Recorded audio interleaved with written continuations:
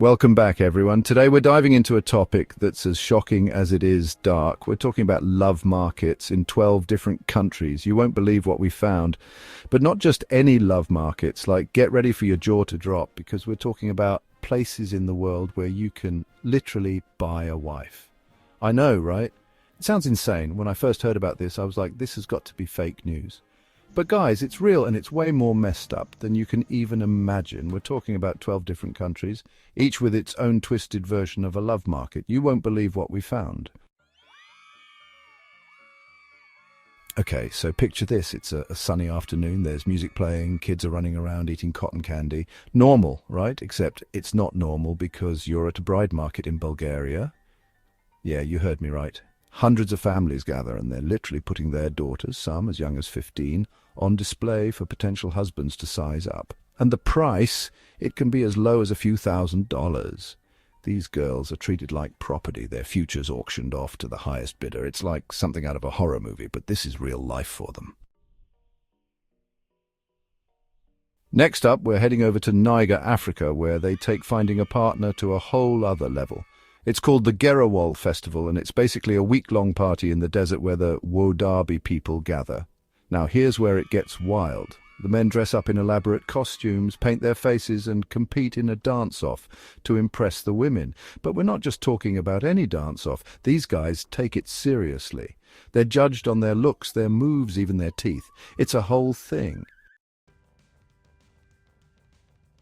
Okay, buckle up, because this next one is seriously messed up. We're talking about Mauritania, where being overweight is considered a sign of beauty and wealth. And I'm not talking about a little curvy. I'm talking about women being force-fed to the point of obesity. They call it le bleu. And parents actually send their young daughters to fattening farms where they're forced to consume massive amounts of food and liquids every single day. It's torture, plain and simple, and it's all done in the name of making them more desirable for marriage. Like, what in the actual world? Chapter 4. Country 4, Kyrgyzstan. Bride kidnapping. It's not romantic, it's terrifying.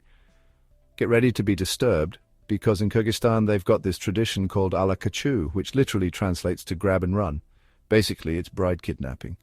And it's as awful as it sounds. Men will literally kidnap women they want to marry, sometimes with the help of their friends or family. They'll throw them in a car, drive them to their house, and try to pressure them into marriage. Many of these women are terrified and forced into these marriages against their will. It's a huge problem in Kyrgyzstan, and it's a stark reminder that even in the 21st century, women are still seen as property in some parts of the world.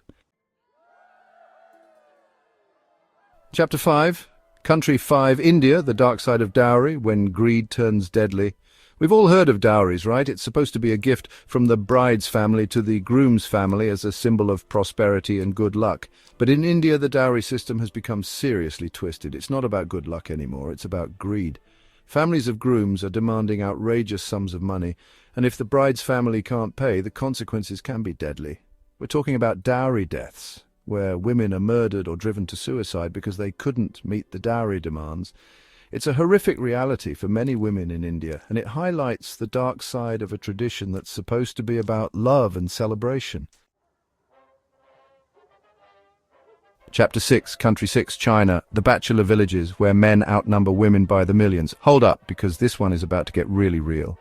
China's got this crazy gender imbalance because of their one-child policy, and it's created these bachelor villages where there are way more men than women, like we're talking millions more. And guess what? This has led to a whole black market for brides. Women are being trafficked from other countries, promised a better life, and then sold into marriage to these desperate bachelors. It's modern-day slavery, and it's happening on a massive scale. Chapter 7, Country 7, Nigeria, the Hawal system, where marriages are arranged and debt is inherited. Hold on to your hats, because this one is a wild ride. In some parts of Nigeria, they have this thing called the Hawal system, which is basically like a family loan system. But here's where it gets crazy. Families can use their daughters as collateral for loans. So if a family borrows money and can't pay it back, the lender can basically force the daughter into marriage as a way to settle the debt. It's like something out of the Dark Ages, and it's a stark reminder of the power imbalances that still exist between men and women in some cultures. Chapter 8, Country 8, Saudi Arabia, guardianship laws where women need permission to breathe, literally. All right, guys, get ready to be outraged because this next one is just messed up. In Saudi Arabia, women are basically treated like legal minors their entire lives because of these insane guardianship laws. They need permission from a male guardian, their father, brother, husband, even their son for almost everything. Getting married, traveling, working, even getting medical treatment. It's like they're trapped in a cage of patriarchy, and it's a stark reminder that we still have a long way to go in the fight for gender equality. Chapter 9, Country 9, Pakistan, Honor Killings, When Love is a Death Sentence. This next one is a tough one to talk about, but it's important. In Pakistan, and sadly in many other parts of the world, they have this horrific concept of honor killings. Basically, if a family thinks their daughter has brought dishonor to their family by refusing an arranged marriage, falling in love with the wrong person, or even being a victim of sexual assault, they might decide to kill her in the name of honor. It's barbaric, it's senseless, and it needs to stop. Chapter 10, Country 10, the $35 Wife Shocker. Remember that title? Yeah, this is it. This country, and I can't even believe I'm saying this, has a bride market where men can literally buy a wife for as little as $35. You heard that right? $35. It breaks my heart to even think about the desperation and poverty that drives families to sell their daughters like this. But it just goes to show how complex and messed up this whole love market thing is. Chapter 11, Country 11, trapped in tradition where breaking free can cost you everything. This isn't just about one country, but a whole pattern we're seeing around the world. In so many places, women are trapped by tradition, by these expectations that have been passed down for generations. They're told who to marry, when to marry, how to live their lives.